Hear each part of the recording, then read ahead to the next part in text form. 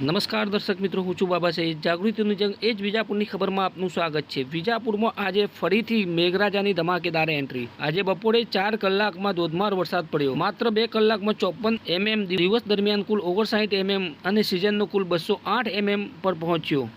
સમાચાર વિગતવાર જાય તો મંગળવારે બપોરે વિજાપુર શહેરના અને તાલુકામાં મેઘરાજાએ મન મૂકીને વરસતા માત્ર 4 કલાકમાં 59 mm આશરે 2.32 ઇંચ વરસાદ નોંધાયો હતો। બપોરે 12 થી 2 વાગ્યા દરમિયાન 5 મીમી વરસાદ વરસ્યો હતો, જ્યારે 2 થી 4 વાગ્યા દરમિયાન માત્ર 2 કલાકમાં 54 mm વરસાદ નોંધાતા શહેરના અનેક વિસ્તારોમાં પાણી ભરાઈ ગયા હતા અને મુખ્ય માર્ગો પર વરસાદી પાણી વહેતા જોવા મળ્યા હતા। જિલ્લા કંટ્રોલ રૂમના આંકડા મુજબ મંગળવારે મહેસાણા જિલ્લામાં સૌથી વધુ 59 mm વરસાદ વિજાપુરમાં નોંધાયો હતો।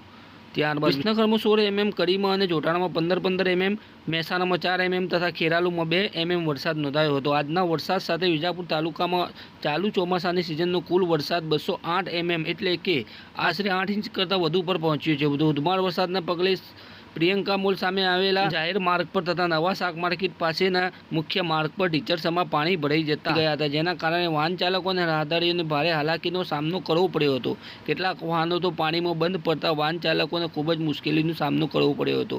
વરસાદી પાણીના ભરાવાના કારણે રસ્તા પરથી પસાર થતા વાહનોની અવરજવર ધીમી પડી હતી।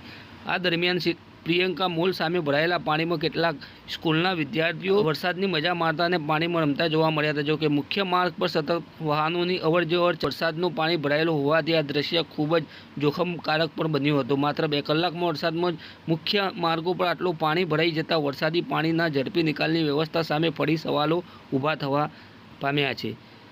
સ્થાનિકોમાં વરસાદી પાણીના નિકાલ માટે અસરકારક આયોજન કરવાની માંગ પણ ઉઠી રહી છે। વિજાપુર શહેર ઉપરાંત તાલુકાના ધનપુરા, કુકરવાડા સહિત અનેક ગ્રામ્ય વિસ્તારોમાં પણ સારો વરસાદ નોંધાયો છે। વરસાદથી ખેતરોમાં પાણીની આવક થતાં ખેડૂતોમાં પણ ખુશીનો માહોલ જોવા મળી રહ્યો છે અને ચોમાસાની ખેતીની નવી આશા મળી રહી છે। આવા સમાચાર અપડેટ લઈને ફરીથી મળતા રહીશું। ત્યાં સુધી આપણી ચેનલ વિજાપુરની ખબરને લાઇક કરો, સબસ્ક્રાઈબ કરો, કોમેન્ટ કરો અને ખાસ કરીને આવા સમાચાર વધુમાં વધુ શેર કરો। ધન્યવાદ।